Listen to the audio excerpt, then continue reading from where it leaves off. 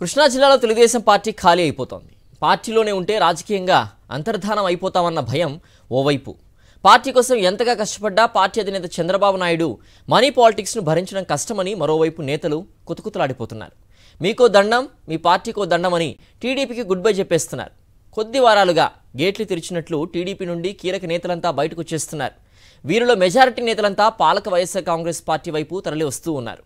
ఎన్నికల నగారా మోగేసరికి ఉమ్మడి కృష్ణా జిల్లాలో చెప్పుకోదగ్గ నేతలెవరూ మిగిలేలా లేరని పార్టీ వర్గాలే భోరుమంటున్నాయి. పసుపు పార్టీకి ఒకప్పుడు కంచుకోటగా ఉన్న ఉమ్మడి కృష్ణా జిల్లాలో ఇప్పుడు టీడీపీకి జెండా మోసేవారు కరువయ్యారు. పార్టీ అధినేత చంద్రబాబు నాయుడి యూజ్ అండ్ త్రో పాలసీని జీర్ణించుకోలేని నేతలు ఒకరి తర్వాత ఒకరు పార్టీకి గుడ్ బై చెబుతున్నారు. జిల్లాలోని కైకలూరు అసెంబ్లీ నియోజకవర్గం కాంగ్రెస్ పార్టీకి కంచుకోటగా ఉంటూ వస్తోంది. 2009 ఎన్నికల వరకు ఈ నియోజకవర్గంలో టీడీపీ ఒక్కసారి కూడా గెలవలేదు. ఎన్టీఆర్ టీడీపీ స్థాపించిన ప్రభంజనంలోనూ ఇక్కడ కాంగ్రెసే గెలిచింది. ఇటువంటి నియోజకవర్గంలో 2009లో మొట్టమొదటిసారి టీడీపీకి విజయాన్ని అందించారు జయమంగళ వెంకటరమణ. 2014 ఎన్నికల్లో టీడీపీ బీజేపీ పొత్తులో భాగంగా ఈ నియోజకవర్గాన్ని బీజేపీకి కేటాయించారు.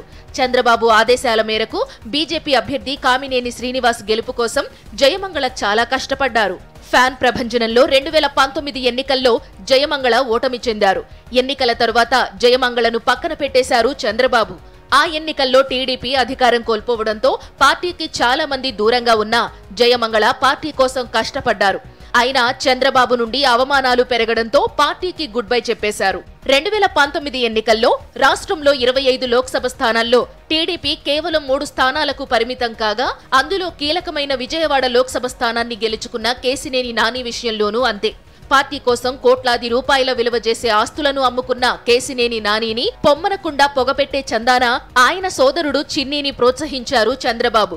చిన్న చిన్న నాయకుల చేత నానిని తిట్టించారు. చంద్రబాబు లోకేష్ల వైఖరితో విసిగి వేసారిన నాని టీడీపీకి గుడ్ బై చెప్పేశారు. జిల్లాలో ఇక టీడీపీ ఖాళీ కావడం ఖాయమని చెప్పి మరీ ఆయన బయటకు వచ్చారు. ఇక తిరువూరు అసెంబ్లీ నియోజకవర్గంలో నల్లగట్ల స్వామిదాసును తీవ్రంగా అవమానించారు.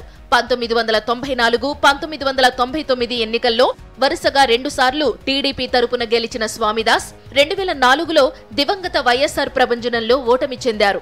2014 ఎన్నికల్లో ఫ్యాన్ ప్రభంజనంలో ఓటమి చెందారు స్వామిదాస్. 2019 ఎన్నికల్లో చంద్రబాబు నాయుడు స్వామిదాసును పక్కన పెట్టి వేరే జిల్లా నుంచి జవహర్ను తిరువూరు ట్రాన్స్ఫర్ చేశారు. పార్టీ ఆదేశాల మేరకు దాస్ జవహర్ కోసం శ్రమించారు. అయితే జగన్మోహన్ రెడ్డి ప్రభంజనం ముందు టీడీపీ నిలవలేకపోయింది. జవహర్ ఓటమి చెందారు.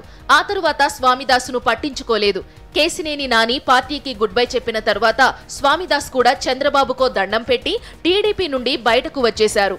తాజాగా పెనమలూరు నియోజకవర్గంలో సిట్టింగ్ ఎమ్మెల్యేగా ఉన్న పాలకపక్ష నేత పార్థసారథిని చంద్రబాబు చేరదీసి తీసుకురావడంతో మాజీ ఏఎంసీ చైర్మన్ కాపా శ్రీనివాసరావు పార్టీకి గుడ్ బై చెప్పారు. పార్థసారథిని నూజివీడు నియోజకవర్గ ఇన్ఛార్జిగా ఏకపక్షంగా ప్రకటించారు చంద్రబాబు. దాంతో ఆ నియోజకవర్గ సీనియర్ నేత ముద్రబోయిన చంద్రబాబుపై నిప్పులు చెరిగి పార్టీకి గుడ్ బై చెప్పారు. తనకు కనీస సమాచారం కూడా ఇవ్వకుండా పార్థసారథి పేరు ప్రకటించడంపై ముద్రబోయిన మండిపడుతున్నారు. ఇలా ఒకరి వెంట మరొకరు టీడీపీకి సీనియర్ నేతలు గుడ్ బై చెబుతున్నారు. వీరంతా వైఎస్ఆర్ కాంగ్రెస్ పార్టీలో చేరుతున్నారు. జయమంగళ, కేశినేని నాని, స్వామిదాసులు వైఎస్ఆర్ కాంగ్రెస్ లో చేరారు. ఎన్నికల సమయానికి జిల్లాలోని పార్టీ అంతా ఖాళీ కావడం ఖాయమంటున్నారు రాజకీయ పండితులు.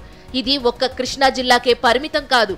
జనసేనతో పొత్తు పుణ్యమా అని చాలా చోట్ల సీనియర్ టీడీపీ నేతలు పార్టీ వీడేందుకు సిద్ధం అంటున్నారు.